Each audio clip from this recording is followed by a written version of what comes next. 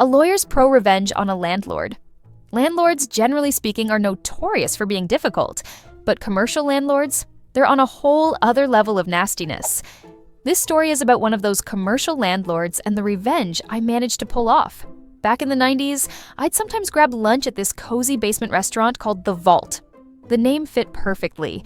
It was built around a massive bank vault that dated back to the building's earlier days.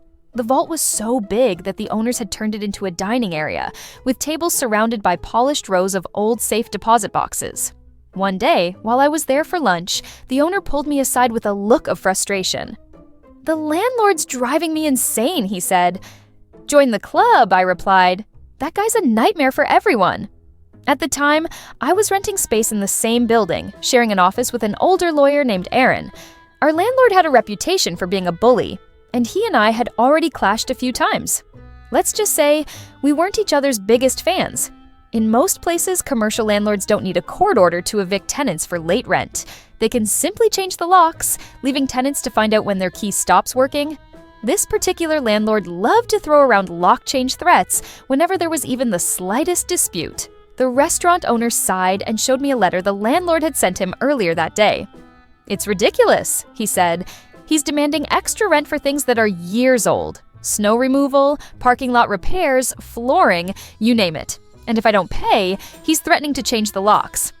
I skimmed the letter, and sure enough, the list of demands was absurd. It was clear the two had been fighting for a while. "Why didn't you talk to a lawyer sooner?" I asked. "I did," he said, naming someone I knew, "but he told me it's hopeless." It wasn't surprising. The lawyer he mentioned wasn't exactly known for his skill, especially after the real estate crash in '89. "Did you do something to make the landlord hate you?" I asked, curious why the demands were so over the top. "He knows I'm moving the restaurant soon," he said. "I think he's just trying to squeeze as much money out of me as he can before I leave. And he's giving me grief over the vault." "The vault? What's the issue there?" "The lease says I have to remove it and restore the space to its original condition. That thing weighs nearly 100 tons. It'd cost a fortune. But if I leave it, the landlord says he'll sue me." "Send me your lease," I said. "Let me take a look." When I got back to my office, the lease was waiting on my desk. It was a mess, a renewal of an assignment, dating back to just after World War II when the bank first installed the vault. Somehow, the landlord had suckered the restaurant into taking over a lease that held them responsible for removing the vault at the end of their term. At first, I thought the simple solution would be for the restaurant to default and let the landlord deal with it. But then I hit the last page of the lease, a personal guarantee clause. The restaurant owner himself was liable for the vault's removal and the building's restoration. It was a disaster. Most people would have written the case off as hopeless, but I couldn't stand the idea of letting the landlord get away with this. I called the owner. "I'm guessing you're about to tell me I'm screwed," he said. "Not exactly," I replied. "I can get you out of this, but it's going to cost." "How much?" $5,000 for legal fees and another $1,000 for an agent." "An agent?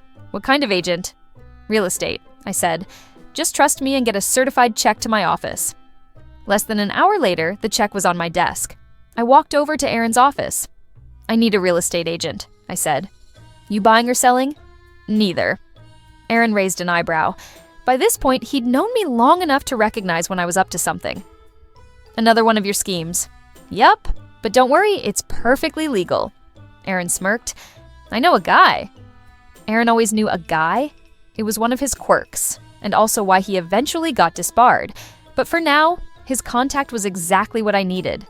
The next day, I met with the agent, explained the situation, and handed over some paperwork along with his fee. A few days later, I returned to the vault for lunch. As soon as I walked in, the owner greeted me with a mix of relief and curiosity. "The landlord's here," he said. "Perfect," I replied. "For lunch, and because I'm feeling spiteful, let's eat in the vault room. That way, I don't have to see his face." He led me to the vault room, and with the door almost shut, we settled in for a consultation while enjoying pasta and sipping red wine. "We need to make a formal demand to the landlord," I said, pausing to savor a forkful of what was possibly the most perfect carbonara I'd ever tasted. "A demand? What exactly are we demanding?" he asked, raising an eyebrow. I reached into my briefcase, pulled out a document, and handed it to him, while taking a slow sip of my wine. We're demanding that the asshole landlord release all the restaurant equipment and fixtures. That means the ovens, freezers, ventilation, everything essential for running this place.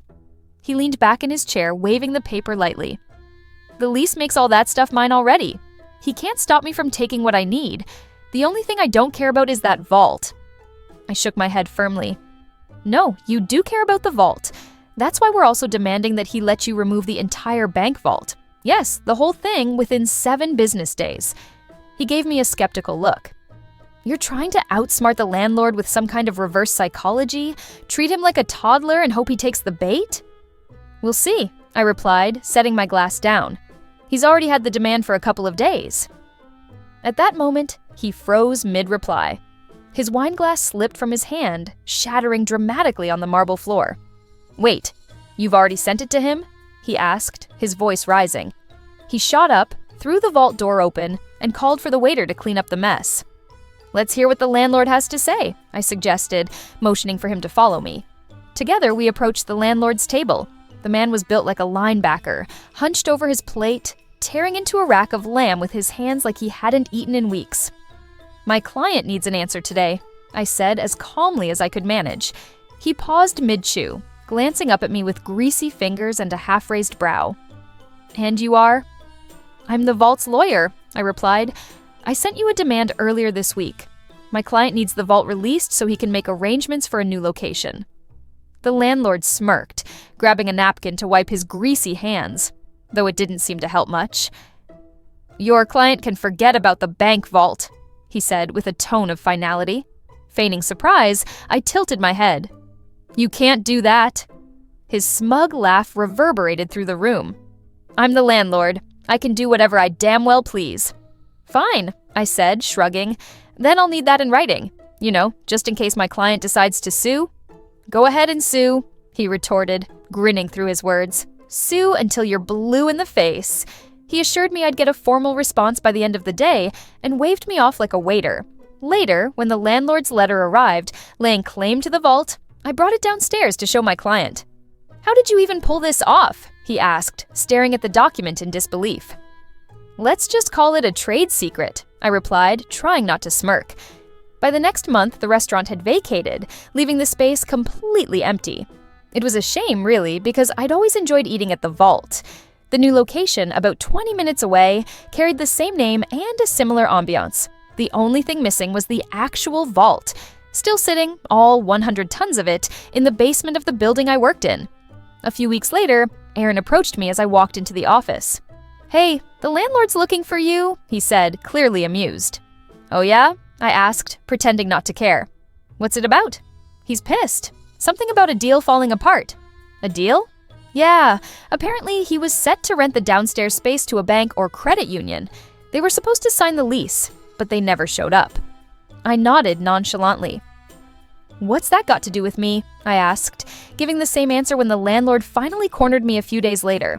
His face was red, his jowls practically vibrating with rage. I know you're behind this, he bellowed. That offer from the agent? Total bullshit. Just a scam to make me keep the vault so your client could sneak off and leave that damn thing behind. I'm gonna sue. If you're looking for legal counsel, I replied, keeping my tone light, I'm afraid I'll have to declare a conflict of interest. I'm suing the restaurant, the agent, and you, he shouted before storming off. Of course, he didn't sue. How could he? There was no contract, just a vague letter of intent I'd drafted to lure him in. The offer he'd received was non-binding and meaningless without a signed lease. A year later, when I left Aaron's place, the basement was still unoccupied. The faded "For Rent" sign in the window served as a sad testament to the landlord's failed ambitions. Fired from my job, but I scored a year's salary and got my boss. Fired. This story takes place in the early 2010s, back when video editing and content creation weren't as advanced or accessible as they are today. I landed a position as a content creator for a university eager to use YouTube to boost their branding efforts. The pay wasn't great, about $2,200 a month. But at that time, video content creators were relatively rare, and the entire process, from scripting to editing, was slow and demanding. On my second day at work, my manager handed me my key performance indicator, KPI, a target of creating 85 videos, each between 3 to 10 minutes long, within 52 weeks. To put it bluntly, that was an impossible goal for a one-person team, especially back then. I was expected to handle everything: scripting, producing, casting, filming, composing music, because they were too cheap to invest in royalty-free tracks, and editing. To make matters worse, I had to use my personal equipment and software since their outdated cameras and computers couldn't even manage 720p videos, let alone 1080p. I voiced my concerns to my manager, but she responded with a bright, almost dismissive smile, encouraging me to give it a shot. She assured me that she cared more about quality than quantity. Feeling somewhat reassured, I decided to take on the challenge. For the first month, my manager treated me fairly well. However, her attitude flipped completely when she discovered that I was a smoker. A colleague warned me that my manager despised smokers and had a reputation for trying to get them fired. From then on, she began nitpicking every aspect of my work. She'd comment on how I smelled like cigarettes after breaks, criticize me for arriving 5 to 10 minutes late, despite regularly putting in 4 hours of overtime daily, and complain that I wasn't reachable during my breaks. The list of grievances went on, but I powered through, determined to focus on my work. 5 months into the job, I was summoned to the director's office. My stomach dropped the moment I saw my manager sitting there, wearing a smug, displeased but pleased expression. The director expressed her disappointment, explaining that I was falling behind on my KPI. Half the year had passed, and I had only managed to complete 30 of the 85 required videos. I defended myself, explaining that I was working 6 days a week, often putting in over 60 hours, to meet the impossible demands of being a one-person production team. I pointed out that the videos I had completed were performing exceptionally well, generating the highest views the university's YouTube channel had ever seen. I even reminded them of my manager's earlier statement that quality was more important than quantity. The director dismissed my explanation entirely, saying that the KPI of 85 videos in a year was non-negotiable. My manager then chimed in with a snide remark, claiming, "We'll hire a professional production house to finish the work." The director hesitated, giving her a strange look, but ultimately agreed, telling me, "Don't worry, manager will make sure it gets done." That's when inspiration struck. As the office's content professional, one of my responsibilities had been maintaining a database of production houses for larger-scale projects. I knew my manager didn't have any industry connections, so they would undoubtedly rely on the contacts I'd compiled. I went into the database and deliberately altered the contact information for all the entries, except one. That one belonged to a production house where a good friend of mine worked as a junior director. I called him immediately and pitched him an idea that would benefit both of us. I explained the situation and offered to teach him how to pitch his production house in a way that would win over my manager and the director. In return, his company would pay me a standard finder's fee of 15%. Realizing the deal could lead to a 6-figure payday for his company, he agreed on the spot. His general manager quickly drew up a contract, and I provided a step-by-step playbook for their pitch. Unsurprisingly, my friend's production house was deemed the perfect fit during the pitch. They seemed to understand the university's style and goals so well that the director and my manager signed them immediately. Here's where it gets interesting. Hiring a production house wasn't cheap. Each video they produced cost 2 to 3 times my monthly salary because they had specialists for every task: producers, directors, camera operators, editors, sound engineers, and more. However, with a full team, they could churn out a video every 2 to 3 days. In just 4 months, they delivered 50 videos, costing the university more than 100 times my monthly salary. Meanwhile, I collected my 15% finder's fee, which equated to 15 months of my old salary. That windfall allowed me to take a much-needed vacation and enroll in a prestigious film school abroad. I thought my involvement ended there, but a call from my former colleague while I was vacationing in Bali proved otherwise. She gleefully informed me that my manager had been fired, and the director had been harshly reprimanded by the university chancellor. Apparently, the project's budget had been set at just 1.5 times my yearly salary, but my manager had burned through over 10 times that amount to ensure the project's completion. In her desperation to meet the KPI, she approved exorbitant expenses without the director's consent, leading to her dismissal. And that's the story of how I helped my friend earn a promotion, secured a year's worth of pay for myself after being unjustly fired, and indirectly got my manager fired in the process. Threaten my friend with revenge porn? I'll destroy your life. A close friend of mine made a mistake. A naive one, but one rooted in trust. She sent some personal pictures to someone she thought she could rely on. Unfortunately, her trust was misplaced. She didn't know much about him beyond his first name, his screen name, where he roughly lived, and the type of work he did. He wasn't from our country, but had mentioned he'd be traveling for work near us soon, and they'd even made tentative plans to meet. When she picked up on some red flags and decided to back out, the guy didn't take it well. He resorted to threats, claiming he'd publish her pictures online if she didn't comply with his demands. Big mistake. You see, I'm an attorney. After hearing what happened, I wasted no time. Using the limited information she had, his screen name, photos he'd sent her, and a few personal details, I got to work. A quick search of his online handle led me to his TikTok account. From there, I found his Instagram, which conveniently had his full name. That, in turn, led me to his LinkedIn profile, where I confirmed his place of work. One of the pictures he'd sent her of him in a branded company polo sealed the connection. But I wasn't done. A bit more digging yielded the email addresses of his company's CEO, VP of HR, Operations Manager, and Public Relations Manager. With my ducks in a row, I drafted an email on behalf of my client, my friend.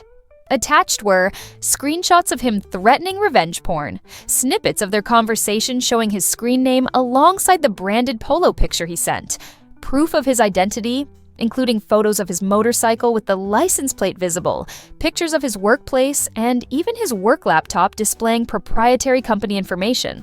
Screenshots of him boasting about inappropriate workplace incidents, like having sex with an ex at his job and planning to do the same with her in his office. I made it very clear in the email that his threats constituted a federal crime since my friend is a U.S. citizen and he had planned to travel to the United States soon. I let his employer know that I would be forwarding this information to local law enforcement in his country, as well as the U.S. Federal Bureau of Investigation, FBI. In fact, I told them to expect federal law enforcement waiting for him if they proceeded with their plans to send him to the U.S. To further drive the point home, I mentioned that one of the assistant U.S. attorneys for my region is a law school friend of mine. I also let them know that since I had his license plate number, I'd be filing a report with his local authorities the next morning. All of this took me about 45 minutes. You thought you could hide behind anonymity? Thought you could terrorize my friend with no consequences? Wrong. I dismantled your entire life in less than an hour. You messed with the wrong person. Stick me with hidden charges? I'll show you. This past Christmas, my wife and I bought one of our 9-year-old son's Santa gifts from a well-known UK sports retailer with locations here in Ireland as well. It was a football rebounder, essentially a trampoline-like device where you kick a ball and it bounces back to you. We made the purchase through their Irish website and thought nothing more of it. A few days later, we received a notification from a courier company in brown uniforms claiming there were customs charges pending on a delivery. With all the things we'd bought for the kids, we had to double-check our orders, and there was nothing else coming in that should have had extra fees. Naturally, we thought it was a scam.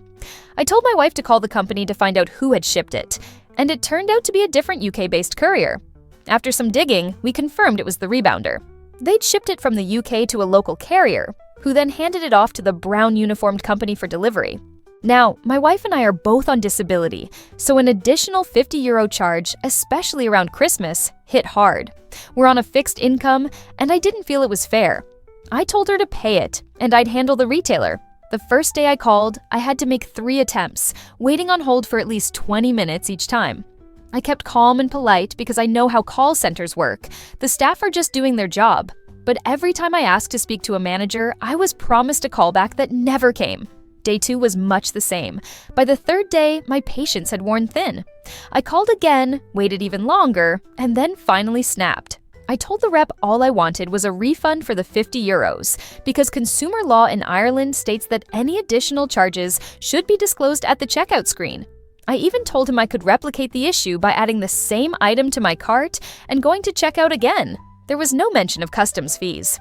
The rep didn't seem to care, but tried to offer a solution. His help pushed me over the edge. He offered me a €20 gift voucher, then went on to read a scripted statement.